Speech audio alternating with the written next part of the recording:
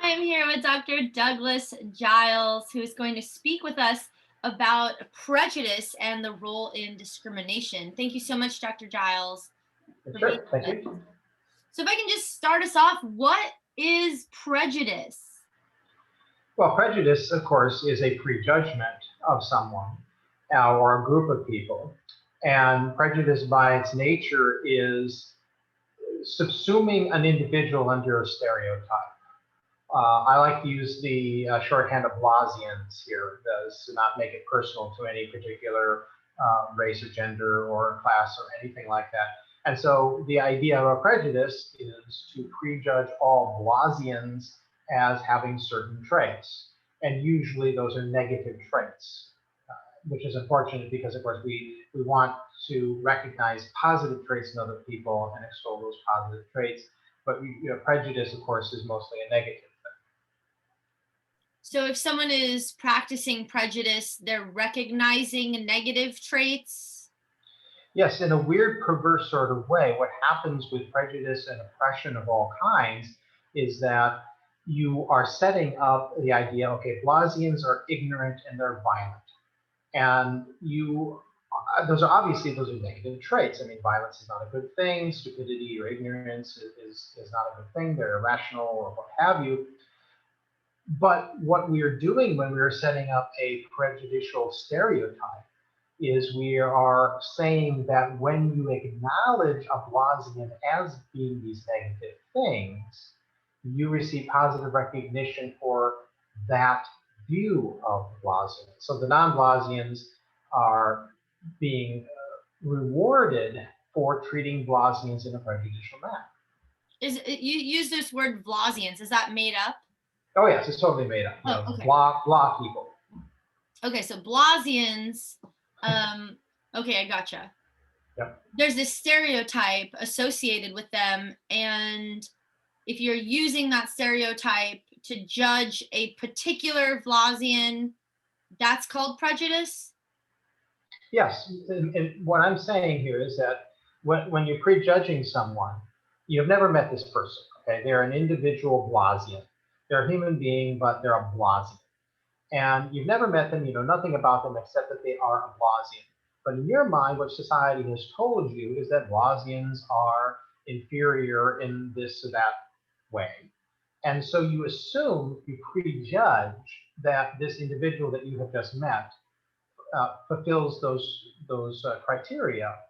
And you are told this, you are have this reinforced in your cultural mechanisms throughout all of your life that this is how Blasians are, and so you make that judgment on it. Why is it bad to make that judgment? Because well, it's dehumanizing and it's depersonalizing. The whole idea of recognition and personal relations in general is that we are assessing a person based upon who they actually are. And in prejudice, we're not acknowledging the individual, we're ignoring anyone's individual traits. And therefore, we are depriving that individual of rights, justice, due consideration, and of course, the basic humanity as an individual with their own positive and negative traits. Mm. So if we are using a stereotype to prejudge a person, we're somehow disrespecting that person as a person. Yes, as a person and as an individual. Okay. And is there any sense in which doing something like this, using stereotypes to prejudge people based on the group, is it ever good or right or helpful, or is it always bad? It's usually bad. It's not always, because there never and always are words that are almost, well, always wrong and never right, except maybe that one. But you have a situation where, like certain legal situations, legal categories, all human beings have certain rights, inalienable rights that are true for all individuals. And so there is this concept of legal recognition, wherein we say if you are a citizen of this country, you are given these particular rights. And justice is supposed to be blind in a legal sense. But the legal sense of how we deal with other people is actually a very narrow thing. Unless we are in a court of law, unless we are dealing specifically with laws or rights, we're dealing with an individual, not with this member of a group. And so stereotypes and prejudices, both positive and negative ones, are dealing with a group. They're dealing with a class of a set of people, and that's ignoring them as individuals. Sometimes that is true, is truly a good thing, as in a legal system, but mostly it is bad. Okay, so thinking more about the bad consequences that come from prejudice, uh, what le- what are we led to from prejudice? So where does being prejudiced take us? Well, it takes us very easily and almost necessarily to treating others as inferiors. And here I'll get out of the Blasian thing. Let's talk about the more recent issue of how blacks are stereotyped as violent individuals, as criminal individuals, and are treated by law enforcement in general as people who are dangerous and deserve less consideration. The prejudice that all black people are violent, that all black people are on drugs or potential criminals or both, means that they are treated with suspicion, treated with hostility, are not given the same considerations and recognition that non-black people are. And I don't see how anyone who isn't someone who believes in the racist stereotypes about blacks could see that as a positive thing. Okay, so let's say that it is negative, just assume that it is and not argue with someone who says that it's something else. Assuming that it is wrong to stereotype a black male as someone who is violent and potentially a criminal, potentially on drugs, etc. You're talking about how these background beliefs and prejudgments shape the way the police treat a black man when they approach them. And from there, where do we go? Is this racial oppression? Is this discrimination? What do we get? Well, the key to my mind to understanding this and mitigating it is to understand it in terms of recognition norms.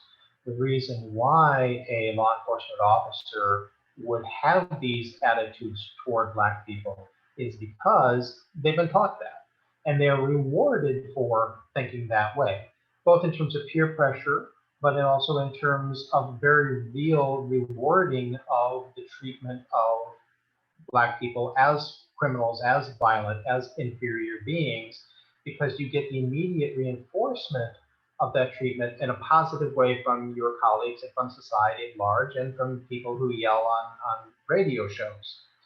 And when you recognize that this is an issue of recognition, that this is an issue where people, whatever their own feelings are, they're being led toward these conclusions, led towards these attitudes toward human beings, whether they're Blasians or blacks or Muslims or women or gays or what have you. There is this constellation of recognition norms that says these people are like this, these people are like that, and so on. And they're rewarded constantly for believing these and acting on these ideas, these norms of behavior. And so to treat a black and assume that a black person is a violent potential criminal is treated by society and functions in society in much the same way as, well, this is how you treat an honest person. This is how you treat a friend. They're all recognition norms. And so you see the positive reinforcement for prejudicial attitudes toward groups of people.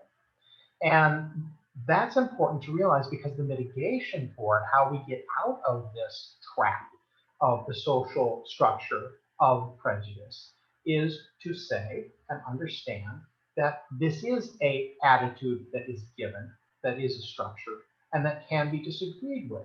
And that's why I started off with how it's important to recognize that prejudice is that subsuming of an individual to a group stereotype. Because when you start treating individuals as individuals, when you start seeing them as the unique beings that they are, then we can get past the stereotypes, we can get past the prejudicial attitudes that are killing people literally and oppressing people throughout society. It sounds like, in your opinion, the beliefs that are believed about groups of people are taught to us. And it sounds like, in your opinion, you're saying we could also change our minds about the kinds of prejudices we hold. So, if it all comes down to recognition, can you can you help us explain, how does one recognize or rewire their brains to change the prejudices that they've been taught to believe? That's one part of the question, but also you're talking about police officers being reinforced for their racist behaviors and ignoring what you have in mind.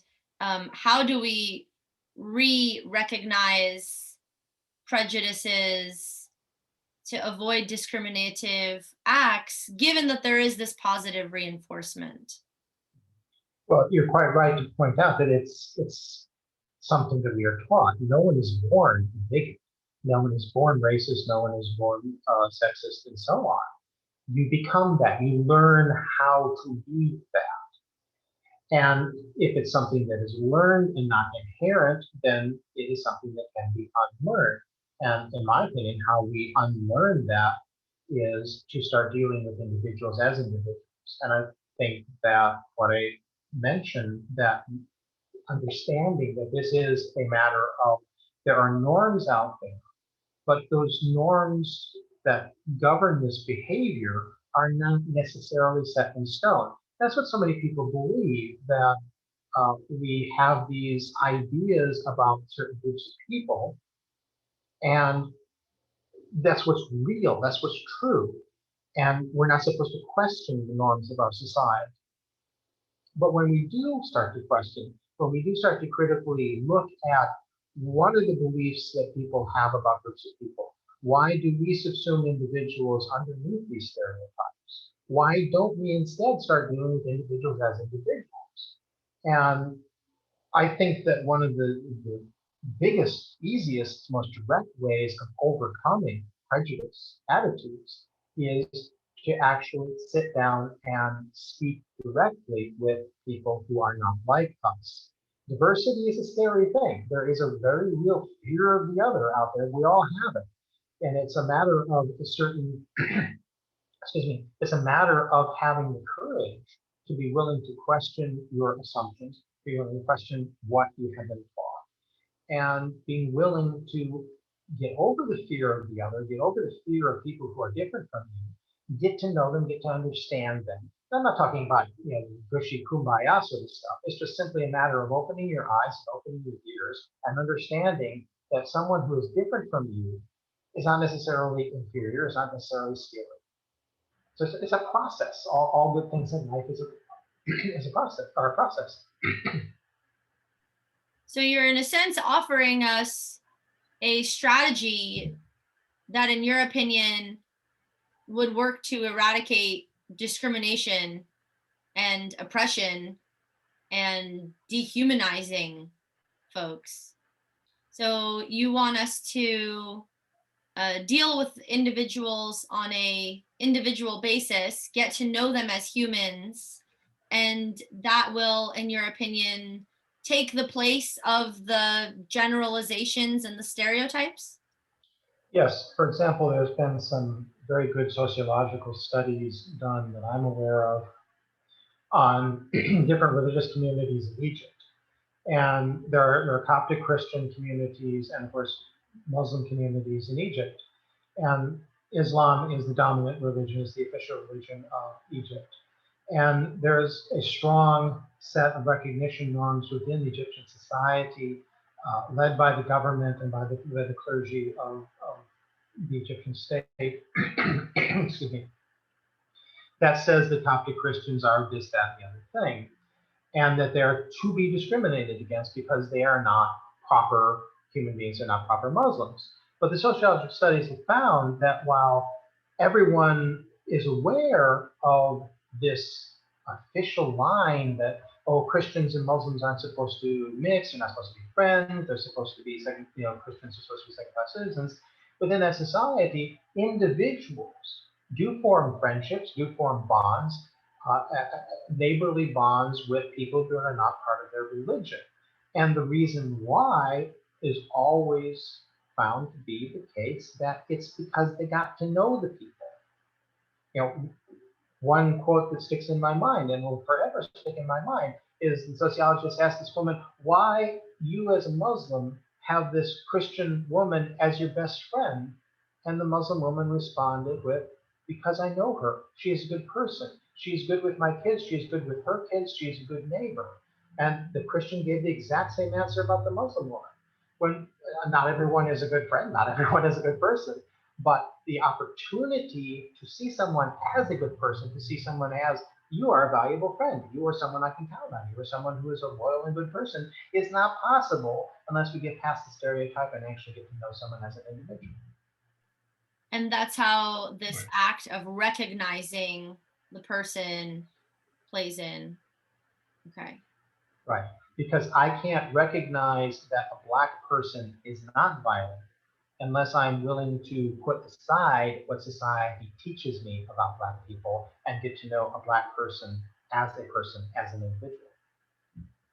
So if the things that we recognize by default can be false, I'm worried about the way we wire our brains and then recognize things that might also be false. So say that there is a stereotype that white people are trustworthy, and you meet a white person who is not trustworthy.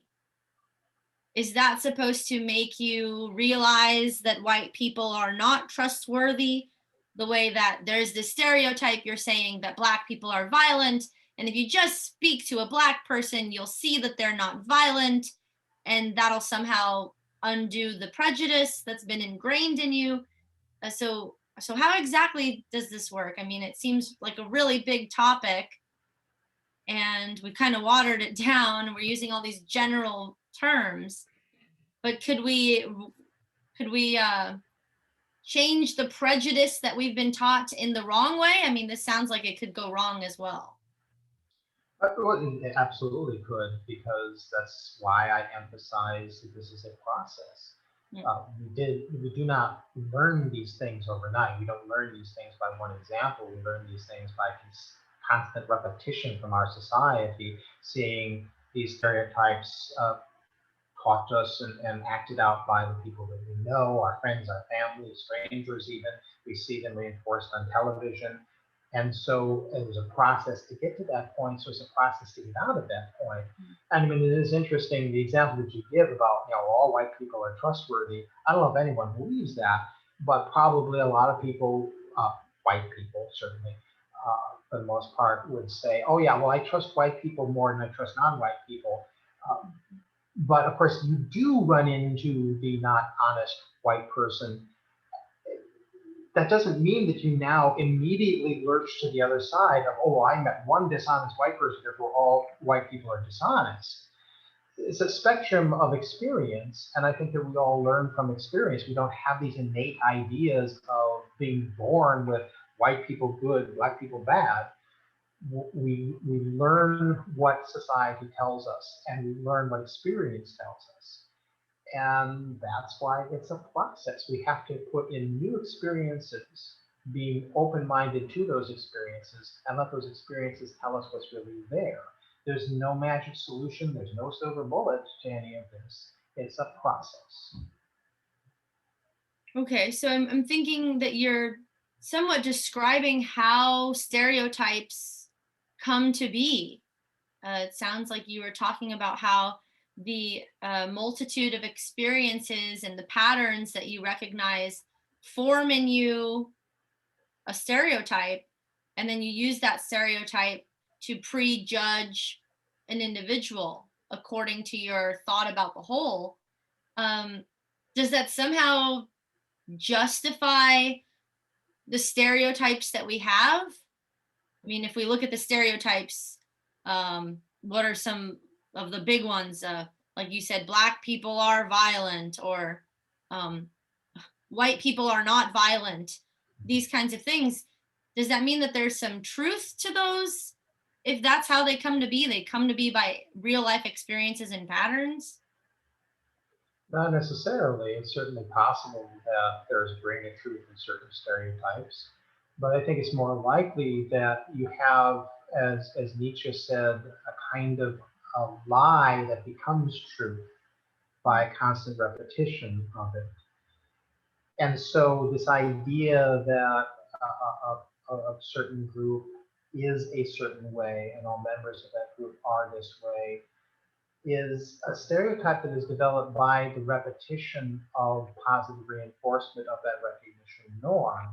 And that has a semblance of truth. You know, the pragmatists in philosophy, when they're talking about what is knowledge, what is truth, they talk about it in terms of truth is something that has happened to an idea, it has become true, and that still requires us to have some critical analysis of what that means. But we can fall into these truths thinking that they're truths when they're actually not true.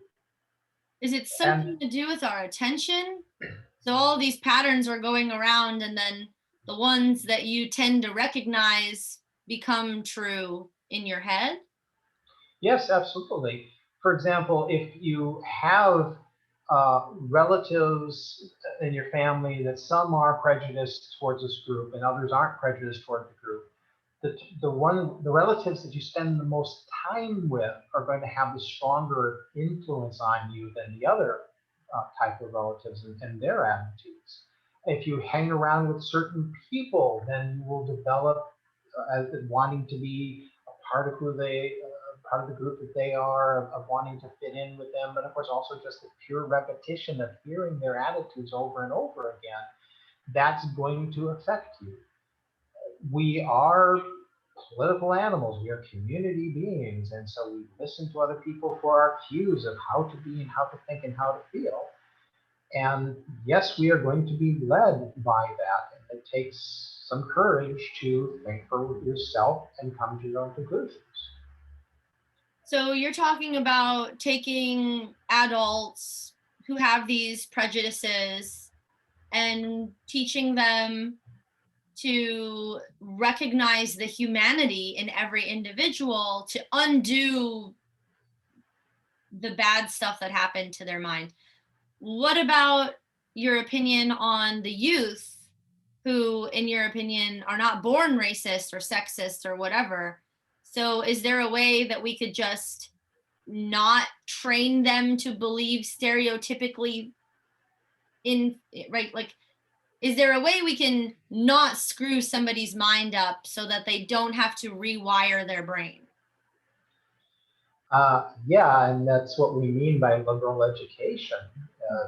This is lurching into the political here, but I think we have to in this topic where you have two basic views of education and what education means and what it should accomplish. And one is a very authoritarian view where the only purpose of education is to get people to think a certain way, drill them on the norms of what is right and what is wrong, and have them repeat that until it's ingrained in them.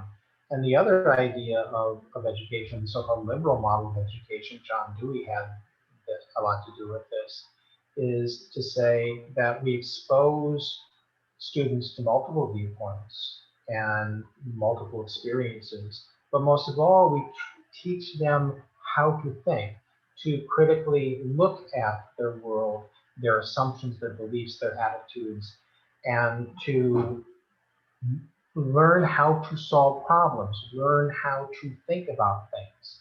And so the real answer, in my opinion, to how do we raise people not to fall easily for stereotypes is that type of liberal education understood as exposure to diversity and teaching them how to solve problems and think critically. I'm kind of surprised at your answer because if you are a die-hard anti-racist, you might think, well, let's just have an authoritative education system where we drill it into the children not to discriminate. But if you go the other route, the liberal arts education way, and you allow the students to think for themselves, a few of them might end up racist because they're thinking for themselves. But if you try to drill into people the attitude of you should not be discriminatory, you should not be racist, there's going to be in some students that push back against that to say, oh, well, you tell me this, I'm going to do the opposite to assert my self-recognition of myself as an independent thinker. You're never going to reach anybody with any one particular method. There's always going to be, no matter what you do into your best intentions, people that don't get it, that rebel against whatever it is that you're trying to put there. And one of the first things that I learned as a teacher a couple decades ago now was you can't make someone care. You can tell them all kinds of things, but you can't make them care. You can't make them think for themselves. And as much as I respect the people, the wonderful people that are trying to create this notion of an anti-racism agenda, if it's an agenda, then it is in danger, no matter how well-meaning, of falling into this same thing of we're setting up recognition norms, we're setting up stereotypes, and it becomes tricky. We should say as a basic rule that racism, prejudice, bigotry is wrong. Now, beyond that, as a basic value, as in, you shouldn't kill anybody, you shouldn't steal their stuff, that sort of thing, fitting within that basic sense of what morality is. Beyond that, trying to channel people into here are your attitudes that you should have. Teach the values, teach things that will cause people to be open-minded, rather than cause them to have a certain attitude towards things.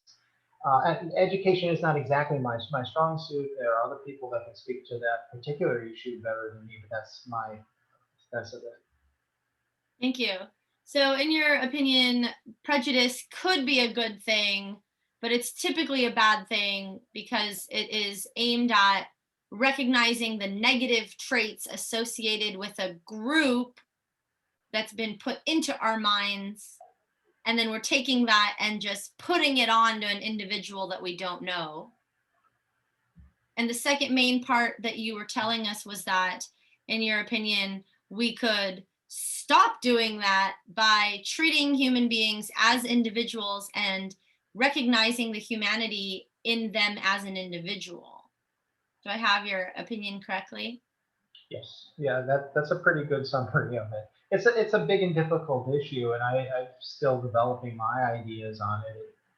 I've been working at this for a while now, and my own opinions will, I'm sure, evolve. Hopefully, they will evolve, and hopefully, I'll get smarter over time. Is there anything else that we have left out of the conversation that we should bring in when it comes to prejudice and recognition? Well, I think we've covered it really, really well. I would say that if there's anything that we haven't really fully delved into is how important it is.